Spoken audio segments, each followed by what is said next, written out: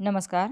ધોરણ 10 science and ટેકનોલોજીના પ્રકરણ 3 ધાતુઓ અને અધાતુઓમાં આપણે ગુજરાત માધ્યમિક શિક્ષણ બોર્ડ દ્વારા પ્રકાશિત પૂરક સાહિત્ય હોમ લર્નિંગ એક્ઝામ્પલરનું સોલ્યુશન કરીએ છીએ, જેમાં આપણો આ પાર્ટ 5 છે. પાર્ટ 5માં આપણે દીર્ઘ જવાબી પ્રશ્નનું સોલ્યુશન કરીએ છીએ, જેમાં પ્રશ્ન નંબર 62 આપેલો છે. 62માં પ્રશ્નથી આપણે જોતા જઈએ. 62માં પ્રશ્નમાં આપેલું છે આપણને, પહેલું છે, કોપરને તેની કાચી ધાતુમાંથી નિષ્કર્ષણ કરવા માટેના સોપાનો નીચે આપેલા છે, તેમાં સંકળાયેલી પ્રક્રિયાઓ લખો. કોપરને તેની કાચી ધાતુમાંથી નિષ્કર્ષણ કરવા માટેના સોપાનો આપેલા છે, જેમાં પહેલું આપેલું છે એ કોપર 1 સલ્ફાઇડનું ભૂંજન. હવે સૌ પ્રથમ તો કોપર 1 સલ્ફાઇડનું ભૂંજન. કોપર 1 એટલે શું? તો કોપરની સંયોજકતા 1 હોય એને કોપર 1 કહ્યું છે, એટલે કે કોપરની સંયોજકતા અહીં 1 છે.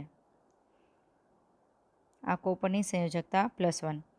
સલ્ફાઇડ એસની સંયોજકતા છે -2. બંનેની સંયોજકતાને એકબીજા સાથે ગુણીએ તો આને આની સાથે ગુણાય, આને આની સાથે ગુણીએ તો અહીં કોપરને ગુણવાના આવે આની સંયોજકતા સાથે 2 સાથે, તો અહીંયા થાય Cu2, અને એસને ગુણવાના છે કોપરની સંયોજકતા 1 સાથે, તો અહીંયા આવશે S. તો આપણું અહીં સૂત્ર બનશે Cu2S. કોપર સલ્ફાઇડ એટલે Cu2S થશે. હવે એનું કરવાનું છે ભૂંજન.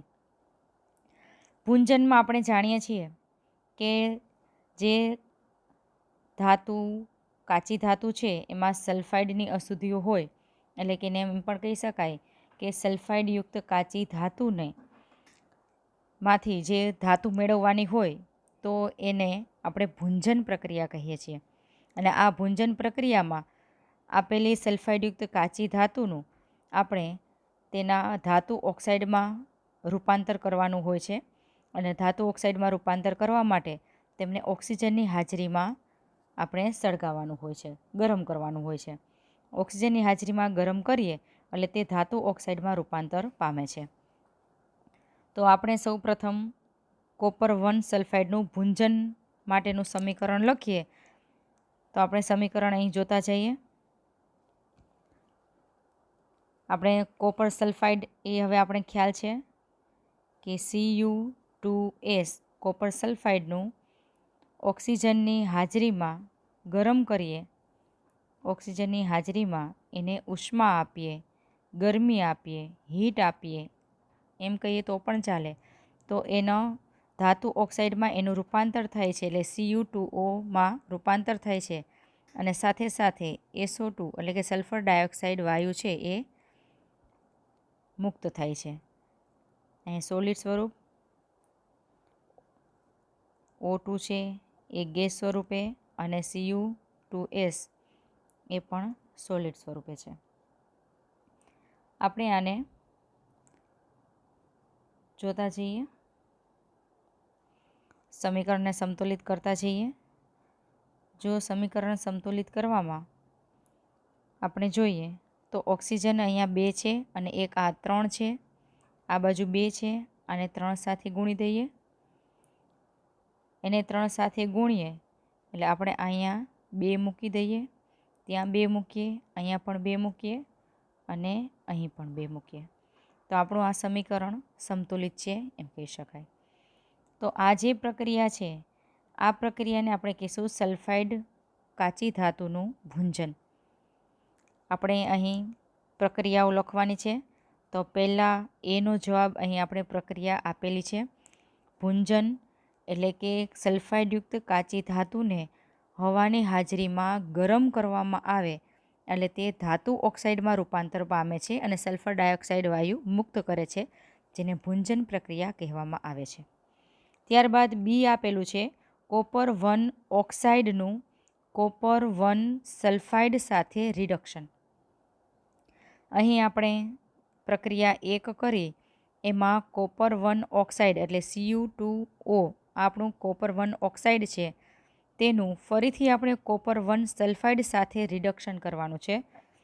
અહીં સ્વયં રિડક્શન થતું જોવા મળે છે. તેના માટેનું સમીકરણ લખીએ આપણે ઉપર. આ એનો જવાબ છે. બીનો જવાબ અહીં જોતા જઈએ. બીના જવાબ માટે કોપર 2 Cu2O લેવાનું છે. Cu2O તેનું Cu2S સાથે રિડક્શન કરવાનું છે. અહીં એને ઉષ્મા આપવામાં આવે જેથી અહીં સ્વયં રિડક્શન થાય છે. સ્વયં એમાંથી ઓક્સિજન દૂર થાય છે, જેને રિડક્શન કહેવાય છે. Cu + SO2 ગેસ મુક્ત થાય છે. કોપર ધાતુ મળે છે આપણને સોલિડ સ્વરૂપે છે. આ પણ સોલિડ સ્વરૂપે છે. હવે આપણે અહીંયા સમીકરણને સમતુલિત કરીએ. તો અહીં મૂકી દઈએ આપણે 6 અને અહીં મૂકી દઈએ આપણે 2. તો આપણું આ સમીકરણ સમતુલિત છે એમ કહી શકાય. અહીં જો રિડક્શન કરવાની વાત કરી છે, અહીં સ્વયં રિડક્શન થઈ છે. આ પ્રક્રિયા સ્વયં રિડક્શન તરીકે જ ઓળખાય છે અને સલ્ફર ડાયોક્સાઇડ વાયુ મુક્ત થાય છે. ત્યારબાદ ત્રીજું કહ્યું છે આપણને. ત્યારબાદ અહીં 62મા પ્રશ્નમાં પહેલો જે પ્રશ્ન આપેલો છે એના પ્રક્રિયા લખવાનો, એ પ્રશ્ન પૂરો કર્યો. ત્યારબાદ બીજો પ્રશ્ન આપેલો છે, તાંબાના વિદ્યુત વિભાજન શુદ્ધિકરણ માટે સ્વચ્છ અને નામ નિર્દેશનવાળી આકૃતિ દોરો. આપણે સ્વચ્છ અને નામ નિર્દેશનવાળી આકૃતિ દોરવાની છે. તાંબાના વિદ્યુત વિભાજન શુદ્ધિકરણ માટે આપણે આટલું નોટ કરી લેજો. આગળ આપણે જોઈએ, જેમાં વિદ્યુત વિભાજન માટેની સ્વચ્છ નામ નિર્દેશનવાળી આકૃતિ દોરવાની છે. આકૃતિ દોરતા આપણને આવડે છે. એના માટે સૌ પ્રથમ આપણે એક પાત્ર લેવાનું છે.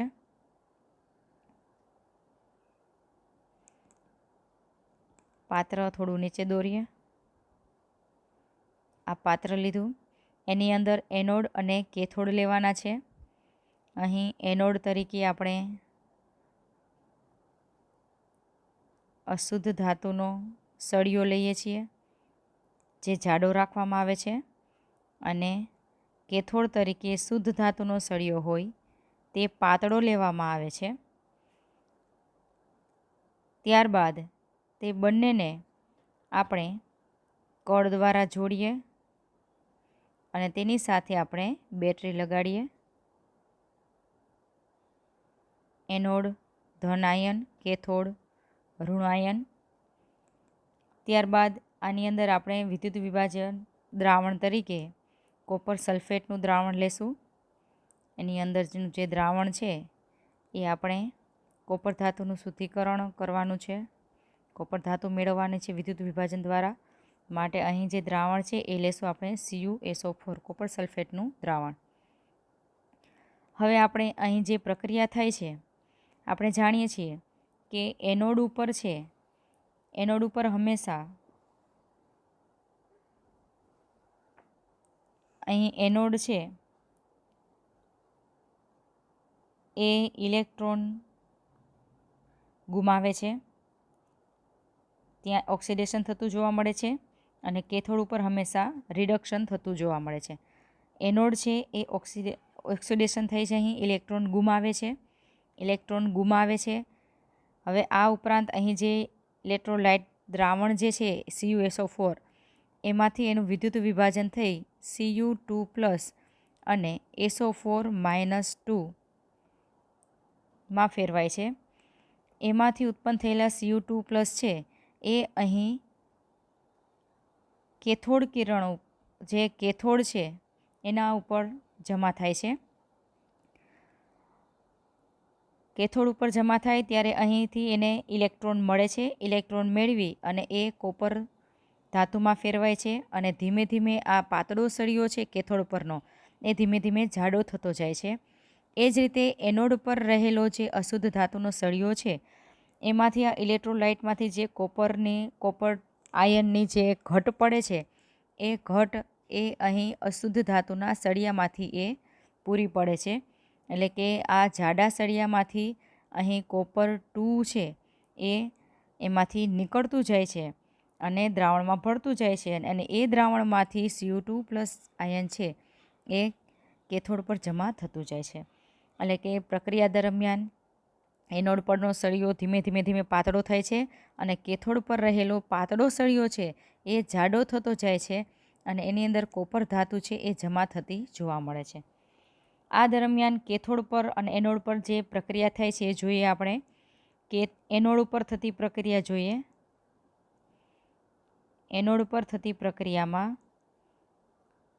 Cu કોપર છે એનું આયનીકરણ થઈ Cu2+ અને 2 ઇલેક્ટ્રોન છે એ મુક્ત થાય છે. એનોડ પર થતી ક્રિયા છે. હવે કેથોડ પર થતી ક્રિયા જોઈએ. કેથોડ ઉપર Cu2+ આયન જે છે એ ઇલેક્ટ્રોન મેળવશે અને પોતે કોપર ધાતુમાં ફેરવાશે. આ રીતે એની પ્રક્રિયા થતી જોવા મળે છે. આ એના નામ નિર્દેશનવાળી આકૃતિ આ રીતે દોરવાની છે. જમા થાય છે કેથોડ જે છે એ જગ્યાએ કોપર ધાતુ જમા થતી જોવા મળે છે. એટલે એરો આપણે કેથોડ ઉપર દર્શાવીશું. Cu2+ આયન છે એ કેથોડ ઉપર જમા થતું જોવા મળે છે. તો આ રીતેની આકૃતિ છે એ આપણે દોરી શકાય. હવે તેના આન્સર માટે આપણે જોઈએ એક્ઝામ્પલરમાં. અહીં જવાબ આપેલા છે જુઓ. 62માં પહેલા પ્રશ્નનો જવાબ છે સલ્ફાઇડ કાચી ધાતુનું ભૂંજન અને તેની પ્રક્રિયા આપેલી છે. બીજામાં તેની પ્રક્રિયા આપેલી છે અને કહ્યું છે કે સ્વયં રિડક્શન તરીકે ઓળખાય છે. ત્રીજો જે છે વિદ્યુત વિભાજન શુદ્ધિકરણ માટેની પ્રક્રિયાઓ. કેથોડ ઉપર થતી પ્રક્રિયા, એનોડ ઉપર થતી પ્રક્રિયા અને ત્યારબાદ જવાબ આપેલો છે કોપરના વિદ્યુત વિભાજન શુદ્ધિકરણ માટેની આકૃતિ. અહીં બાજુમાં આકૃતિ આપેલી છે. આ પ્રમાણે આકૃતિ દોરવાની થતી જોવા મળે છે. 3 માર્ક્સનો પ્રશ્ન તમને આમાંથી પૂછી શકાય છે. આગળ જોઈએ આપણે પ્રશ્ન નંબર 63. 63મો પ્રશ્ન આપેલો છે આપણને કે 3 ધાતુઓ X, Y, Z માંથી X ઠંડા પાણી સાથે પ્રક્રિયા કરે છે, Y ગરમ પાણી સાથે પ્રક્રિયા કરે છે અને Z ફક્ત પાણીની વરાળ સાથે પ્રક્રિયા કરે છે. તો X, Y અને Zને ઓળખો તથા તેમને સક્રિયતાના ચડતા ક્રમમાં પણ ગોઠવો. આપણે પ્રકરણ 3 શીખી ગયા છીએ. તમે ના જોયું હોય તો જોઈ શકો છો. NCERT ટ્યુટોરિયલ ગુજરાતી મીડિયમનું પ્લેલિસ્ટ ખોલી પ્રકરણ 3ના જુદા જુદા પાર્ટ આપેલા છે જેમાં બધી જ પ્રક્રિયાઓ પ્રયોગ સાથે સમજાવેલી છે. તો એ તમે પ્રકરણ જુઓ તો તમે આ પ્રશ્નનો જવાબ આરામથી આપી શકો છો. કે ઠંડા પાણી સાથે જેની પ્રક્રિયા થતી હોય, વધારે સક્રિય ધાતુ હોય એની ઠંડા પાણી સાથે પ્રક્રિયા થતી હોય, એનાથી ઓછા સક્રિય હોય એ ગરમ પાણી સાથે પ્રક્રિયા કરે છે અને એનાથી પણ ઓછા સક્રિય હોય એ પાણીની વરાળ સાથે પ્રક્રિયા કરે છે. એટલે ક્રમ તો આપણે અહીં નક્કી કરી જ નાખીએ કે ઠંડા પાણી સાથે પણ જે પ્રક્રિયા કરતા હોય એ ખૂબ વધુ સક્રિય હોય છે. એટલે સૌથી વધુ સક્રિય X હોય છે. ત્યારબાદ ગરમ પાણી સાથે પ્રક્રિયા કરે એ એનાથી ઓછા સક્રિય હોય છે. એટલે ત્યારબાદ Y આવશે અને પાણીની વરાળ સાથે પ્રક્રિયા કરે એ એનાથી પણ ઓછા સક્રિય હોય છે. એટલે Z આવશે. એટલે સૌથી સક્રિય X, ત્યારબાદ Y અને ત્યારબાદ Z થશે. હવે આપણે X, Y અને Zને ઓળખવાના છે. તો તેના માટે આપણે જોતા જઈએ કે ઠંડા પાણી સાથે પ્રક્રિયા કરે એવી ધાતુ આપણે શીખી ગયા છીએ. સોડિયમ, પોટેશિયમ એવી ધાતુઓ છે કે જે ઠંડા પાણી સાથે પણ પ્રક્રિયા કરે છે. તો અહીં X તરીકે આપણે લઈ શકીએ સોડિયમ અથવા તો પોટેશિયમ. અને એની પ્રક્રિયા પણ આપણે જોઈ લઈએ કે સોડિયમની પાણી સાથેની પ્રક્રિયા થઈ એને OH બને છે અને હાઇડ્રોજન વાયુ મુક્ત થતો જોવા મળે છે. સમીકરણને આપણે સમતોલિત કરીએ તો અહીં મૂકશું 2Na, અહીં પણ 2 અને અહીં પણ 2. તો પ્રક્રિયાનું આ સમીકરણ સમતોલિત છે. આગળ આપણે આપ્યું છે Y ગરમ પાણી સાથે પ્રક્રિયા કરે છે. તો ગરમ પાણી સાથે પ્રક્રિયા કરતી હોય એવી આલ્કલાઇન ધાતુ છે, જેમાં મેગ્નેશિયમ અને કેલ્શિયમનો સમાવેશ થાય છે. તો વાય તરીકે તમે Mg પણ લઈ શકો છો, અથવા તો Ca, કેલ્શિયમ મેગ્નેશિયમ બંને ગરમ પાણી સાથે પ્રક્રિયા કરતા જોવા મળે છે, જેની પ્રક્રિયાનું સમીકરણ પણ આપણે અહીં લખતા જઈએ. મેગ્નેશિયમ માટેનું સમીકરણ લખીએ તો મેગ્નેશિયમની ગરમ પાણી સાથેની પ્રક્રિયા થઈ MgOH ટ્વાઇસ બનાવે છે અને અહીં હાઇડ્રોજન વાયુ મુક્ત થાય છે. સમીકરણને સમતોલિત કરીએ તો અહીં સમીકરણ સમતોલિત થયેલું જોવા મળે છે. આગળ જોઈએ આપણે કે ઝેડ ફક્ત પાણીની વરાળ સાથે પ્રક્રિયા કરે છે. તો પાણીની વરાળ સાથે પ્રક્રિયા કરતા હોય એવી ધાતુ ઝિંક અને લોખંડ જેવી ધાતુ છે એ પાણીની વરાળ સાથે પ્રક્રિયા કરે છે. તો ઝેડ તરીકે આપણે લઈ શકીએ ઝિંક અથવા તો Fe એટલે કે લોખંડ. તો તેના માટેની આપણે પ્રક્રિયા જોઈએ, જેમાં લોખંડ માટેની પ્રક્રિયા જોશું. આયન માટેની Fe પ્લસ H2O ગેસ, અહીં પાણીની વરાળ એટલે અહીં આપણે ગેસ લેશું H2Oમાં અને બનાવે છે Fe3O4 અને હાઇડ્રોજન વાયુ મુક્ત કરે છે. સમીકરણને સમતુલિત કરીશું આ રીતે. તો આપણું સમીકરણ અહીંયા 4 મૂકીએ એટલે આપણું સમીકરણ છે એ સમતુલિત થયેલું જોવા મળે છે. તો આમ આપણે જોતા જઈએ કે ઠંડા પાણી સાથે પ્રક્રિયા કરે એવી ધાતુ સોડિયમ પોટેશિયમ છે, ખૂબ જ સક્રિય છે, જે પાણી સાથે અથવા તો હવા સાથે પ્રક્રિયા કરીને આગ પકડી લે છે. ત્યારબાદ ગરમ પાણી સાથે પ્રક્રિયા કરે એવા મેગ્નેશિયમ અને કેલ્શિયમ છે, અને પાણીની વરાળ સાથે પ્રક્રિયા કરે એ ઝિંક અને લોખંડ જેવી ધાતુઓ છે. એની સક્રિયતા ક્રમ પ્રમાણે ગોઠવીએ તો આપણે જોઈ ગયા છીએ કે સૌ પ્રથમ આવશે સોડિયમ, તેનાથી ઓછી સક્રિય ધાતુ મેગ્નેશિયમ અને તેનાથી ઓછી સક્રિય ધાતુ Fe એટલે કે લોખંડ છે એમ કહી શકાય, જેના સમીકરણ આપણે અહીં આપેલા છે. તેના જવાબ આપણે એક્ઝામ્પલરમાં જોતા જઈએ. 63મા પ્રશ્નનો જવાબ આપેલો છે. એક્સ આલ્કલી ધાતુ સોડિયમ અથવા તો પોટેશિયમ હોઈ શકે. વાય આલ્કલાઇન અર્થ ધાતુ છે, જે મેગ્નેશિયમ અથવા કેલ્શિયમ હોઈ શકે. અને ઝેડ એ Fe અથવા તો ઝિંક પણ હોઈ શકે. Zn પણ તમે લખી શકો છો અને તેને સક્રિયતાના ચડતા ક્રમમાં ગોઠવી દીધું છે. તો સોડિયમ સૌથી વધુ સક્રિય, ત્યારબાદ મેગ્નેશિયમ અને ત્યારબાદ લોખંડ. આગળ જોઈએ આપણે પ્રશ્ન નંબર 64. 64મો પ્રશ્ન આપેલો છે આપણને કે એક તત્વ એ હવામાં સોનેરી જ્યોતથી સળગે છે. હવે સૌથી પ્રથમ કોઈ તત્વ એ જો હવામાં સોનેરી જ્યોતથી સળગે છે તો જ્યોત માટેનો પણ આપણે NCERT ટ્યુટોરિયલ ગુજરાતી મીડિયમનું પ્લેલિસ્ટ ખોલી અને પાર્ટ તેનો જોઈ શકો છો, જેમાં જુદી જુદી ધાતુઓની જ્યોત કેવી હોય છે એને સળગાવતા એના માટેનો પણ વિડીયો આપેલો છે. તો આપણે જાણીએ છીએ કે હવામાં સોનેરી જ્યોતથી સળગતી હોય એવી ધાતુ સોડિયમ છે. તો અહીં તત્વ એ સોડિયમ થશે, એટલે કે એ તરીકે આપણે લેવાનું છે સોડિયમ. આગળ જોતા જઈએ, તે 17 પરમાણુ ક્રમાંક ધરાવતા બીજા તત્વ બી સાથે પ્રક્રિયા કરે છે. હવે એનો જવાબ પણ આપણે આવડે છે, જેનો પરમાણુ ક્રમાંક 17 હોય એવો તત્વ. તો આપણે જાણીએ છીએ કે ક્લોરીન છે એનો પરમાણુ ક્રમાંક 17 છે, Cl એનો ક્રમ 17 છે, 17મો પરમાણુ ક્રમાંક છે. તો આપણે બી પણ ખ્યાલ આવી ગયો. બી Cl ક્લોરીન છે, જેનો પરમાણુ ક્રમાંક 17 છે. હવે આ બંને પ્રક્રિયા કરે છે. ફરીથી જોતા જઈએ, એક તત્વ એ હવામાં સોનેરી જ્યોતથી સળગે છે એટલે કે સોડિયમ, તે 17 પરમાણુ ક્રમાંક ધરાવતા બીજા તત્વ બી એટલે કે ક્લોરીન સાથે પ્રક્રિયા કરે છે અને નિપજ સી આપે છે. હવે આ બંને પ્રક્રિયા કરે અને નિપજ સી આપે છે. બંનેની પ્રક્રિયા કરાવીએ આપણે તો અહીં સોડિયમ પ્લસ Cl2 વાયુ છે અને બનાવે છે NaCl. અહીં Cl2 2 છે અહીંયા પણ 2 મૂકીએ, ત્યાં 2 મૂકીએ એટલે અહીં પણ 2 મૂકીએ. તો આ સમીકરણ સમતોલિત છે. તો આ જે NaCl મળે છે એને કહીશું આપણે C.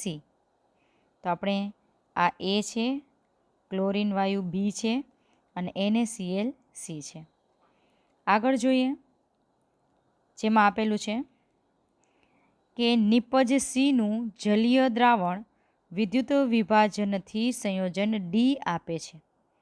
હવે આપણે જે નિપજ C મળી છે NaCl, એનું જલીય દ્રાવણ વિદ્યુત વિભાજનથી સંયોજન D આપે છે. તેનું વિદ્યુત વિભાજન કરવાનું છે. વિદ્યુત વિભાજન માટેની પ્રક્રિયા પણ આપણે જોઈ ગયા છીએ. એનું સમીકરણ આપણે લખતા જઈએ. ઉપર લખીએ સમીકરણ. અહીં ઉપર લખીએ છીએ કે NaCl એકવા સોલ્યુશન છે, એનું વિદ્યુત વિભાજન પાણીના દ્રાવણમાં કરીએ તો અહીં બને છે NaOH બનાવે છે અને ક્લોરીન વાયુ મુક્ત કરે છે. આ ઉપરાંત હાઇડ્રોજન વાયુ પણ મુક્ત કરે છે. ક્લોરીન અને હાઇડ્રોજન વાયુ છે, NaOH એકવા સોલ્યુશન છે, H2O લિક્વિડ છે. સમીકરણને સમતોલિત કરીએ તો અહીં 2 મૂકી દઈએ, પાણીના પણ 2 અણુ લઈ લઈએ, NaOHના પણ 2 લઈએ તો સમીકરણ સમતોલિત થયેલું જોવા મળે છે. તો અહીં જે સંયોજન D આપે છે એ સંયોજન D થશે આપણે NaOH, એ આપણું સંયોજન D છે. તો NaOH D છે. અહીં આપણે જોઈ ગયા A એટલે Na, B એટલે Cl અને C લેતા જઈએ જેને NaCl કીધો છે અને ત્યારબાદ D એટલે કે NaOH. હવે આગળ કહ્યું છે જોતા જઈએ. A, B, C અને Dને ઓળખો, ઉપરાંત સંકળાયેલી પ્રક્રિયાના સમીકરણ પણ લખો. આપણે સમીકરણ સાથે સાથે લખતા જ ગયા છીએ એટલે તમે જોઈ શકો છો. A, B, C, Dને ઓળખો તો A તરીકે આપણે જોઈ ગયા Na સોડિયમ છે, B તરીકે ક્લોરીન વાયુ છે એટલે Cl2 લખીશું આપણે, Cl2 વાયુ સ્વરૂપે છે અને C NaCl મીઠું છે અને D NaOH સોડિયમ હાઇડ્રોક્સાઇડ છે. આ ચારને આપણે ઓળખીએ આ રીતે અને એના સમીકરણ અહીં આપેલા છે. એક્ઝામ્પલરમાં તેનો જવાબ જોઈએ. 64માં પ્રશ્નનો જવાબ આપેલો છે Na BCl2 C NaCl D NaOH ના સમીકરણ બંનેના આપેલા છે, જે આપણે જોઈ ગયા અને સમજાવેલું પણ છે. આગળ જોઈએ આપણે પ્રશ્ન નંબર 65. 65મો પ્રશ્ન આપેલો છે આપણને. 2 કાચી ધાતુઓ A અને B લેવામાં આવી. 2 કાચી ધાતુઓ છે, એક A છે અને એક B છે. કાચી ધાતુ A ને ગરમ કરતાં CO2 આપે છે, જ્યારે કાચી ધાતુ B SO2 આપે છે. તેમને ધાતુઓમાં રૂપાંતર કરવા માટે તમે કયા સોપાનો અનુસરશો? ઘણી વખત આ પ્રશ્નનો જવાબ આવી જ ગયો છે. ફરીથી 2 કાચી ધાતુઓ છે, એક કાચી ધાતુ એને ગરમ કરતાં કાર્બન ડાયોક્સાઇડ વાયુ આપે છે. જે કાચી ધાતુને ગરમ કરતાં કાર્બન ડાયોક્સાઇડ વાયુ આપે છે તે અહીં કેલ્સિનેશનની પ્રક્રિયા થતી જોવા મળે છે અને તે કાર્બોનેટની અશુદ્ધિવાળો ધાતુ હોય છે.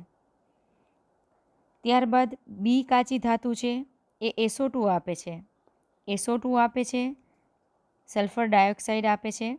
એનો અર્થ એવો કે તેનું ભૂંજન પ્રક્રિયા થાય છે અને ભૂંજનની પ્રક્રિયા થાય એ હંમેશા સલ્ફાઇડયુક્ત કાચી ધાતુનું જ ભૂંજન થતું જોવા મળે છે, જ્યારે કાર્બોનેટયુક્ત કાચી ધાતુનું કેલ્સિનેશન થતું જોવા મળે છે અને કેલ્સિનેશન દરમિયાન કાર્બન ડાયોક્સાઇડ વાયુ મુક્ત થાય છે, જ્યારે ભૂંજન દરમિયાન SO2 વાયુ મુક્ત થતો જોવા મળે છે.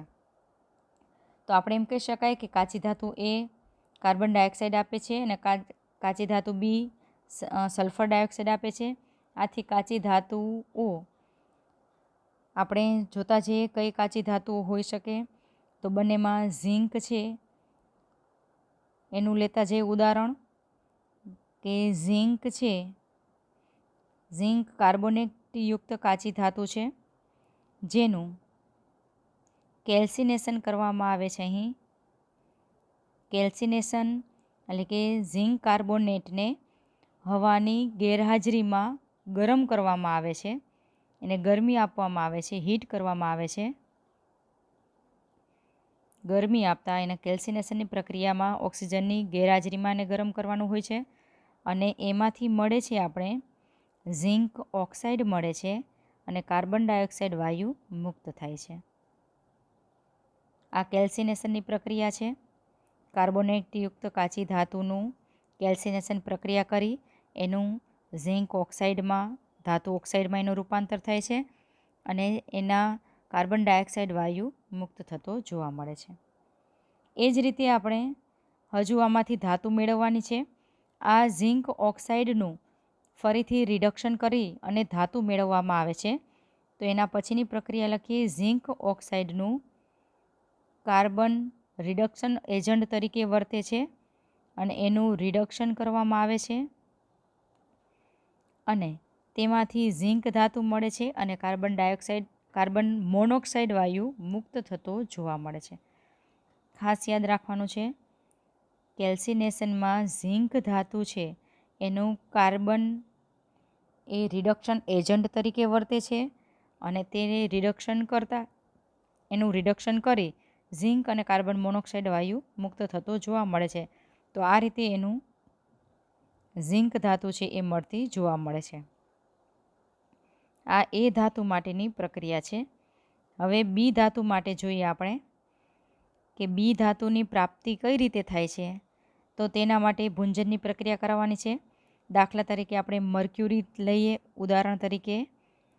તો મર્ક્યુરી છે HgS સલ્ફાઇડયુક્ત કાચી ધાતુમાં આપણે મર્ક્યુરી પારાનો ઉપયોગ કરી શકીએ છીએ અને તેનું આપણે ઓક્સિજનની હાજરીમાં એને ગરમ કરવાની છે.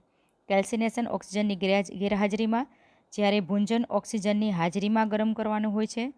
તે પ્રક્રિયાને ભુંજન કહેવાય છે અને તેમાંથી બને છે HgO ધાતુ ઓક્સાઇડ મળે છે અને સલ્ફર ડાયોક્સાઇડ વાયુ મુક્ત થતો જોવા મળે છે. સમીકરણને આપણે સમતોલિત કરીએ તો અહીં 2 મૂકી દઈએ, ઓક્સિજનની આગળ 3 મૂકી દઈએ, HgO 2 અને 2 SO2. સમીકરણ સમતોલિત છે. અહીં ઉત્પન્ન થયેલા ધાતુ ઓક્સાઇડને આપણે ફરીથી કાર્બન રિડક્શન એજન્ટ તરીકે વર્તે છે તેની સાથે પ્રક્રિયા કરી એનું રિડક્શન કરી અને ધાતુ મેળવવામાં આવે છે.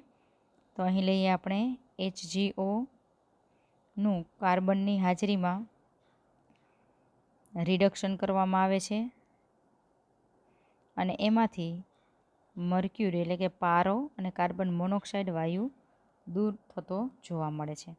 તો આ રીતે આખી પ્રક્રિયા થતી જોવા મળે છે. ખાસ જોઈ લો. અહીં આપણે એક્ઝામ્પલ આપ્યું છે. ભુંજનમાં ઝિંક ધાતુ લીધી છે કેલ્સિનેશનમાં ઝિંક ધાતુ લીધી છે અને ભુંજનમાં આપણે મર્ક્યુરી પારાનો ઉપયોગ કરેલો છે અને આ રીતે આખી પ્રક્રિયા એની થતી જોવા મળે છે. તો આ રીતે આપણે જોઈ શકીએ કે એ ધાતુ મેળવવી હોય તો કેલ્સિનેશન કરવામાં આવે છે અને બી ધાતુ પ્રાપ્ત કરવી હોય તો તેનું ભુંજન કરવામાં આવે છે. હવે એક્ઝામ્પલરમાં તેનું સોલ્યુશન જોઈએ. 65મા પ્રશ્નનો જવાબ આપેલો છે. કાચી ધાતુ એ કાર્બન ડાયોક્સાઇડ આપે છે અને કાચી ધાતુ બી સલ્ફર ડાયોક્સાઇડ આપે છે. આથી કાચી ધાતુ O MCO2, અહીં આપણે ધાતુ ક્લેરિફિકેશન નથી કરેલું. અહીં એમ એટલે કોઈ પણ ધાતુ તમે લઈ શકો છો એવું કીધું છે. જે કાર્બોનેટયુક્ત કાચી ધાતુ કોઈ પણ લઈ શકો. આપણે ઝિંકનું ઉદાહરણ આપેલું છે એ તમે ઝિંક લઈ શકો છો જેથી તમે ઝડપથી યાદ રાખી શકો પ્રક્રિયા. અહીં એમ લીધી છે, MCO3 અને MS. એમ એટલે કે ધાતુ કોઈ પણ અહીં મૂકવાની છે આપણે અને એની પ્રાપ્તિ માટે પણ અહીં રીત સમીકરણ આપેલું છે કેલ્સિનેશનનું અને તેનાથી ધાતુ ઓક્સાઇડ મળે છે. આ ધાતુ ઓક્સાઇડનું ફરીથી કાર્બન સાથે રિડક્શન કરી અને ધાતુ મેળવવામાં આવે છે. એ જ રીતે બીની પ્રાપ્તિ માટે સલ્ફાઇડયુક્ત કાચી ધાતુનું ઓક્સિજનની હાજરીમાં ભુંજન કરી ધાતુ ઓક્સાઇડ મેળવવામાં આવે છે અને એ ધાતુ ઓક્સાઇડનું કાર્બન રિડક્શન એજન્ટ તરીકે કાર્ય કરે છે. તેનું રિડક્શન કરી અને ધાતુ મેળવવામાં આવે છે. તો આ રીતે બંને પ્રક્રિયાઓ છે એ કેલ્સિનેશન અને ભૂંજન થઈ અને આપણે ધાતુ મેળવી શકીએ છીએ. અહીં આપણું પ્રકરણ 3 સમાપ્ત થાય છે.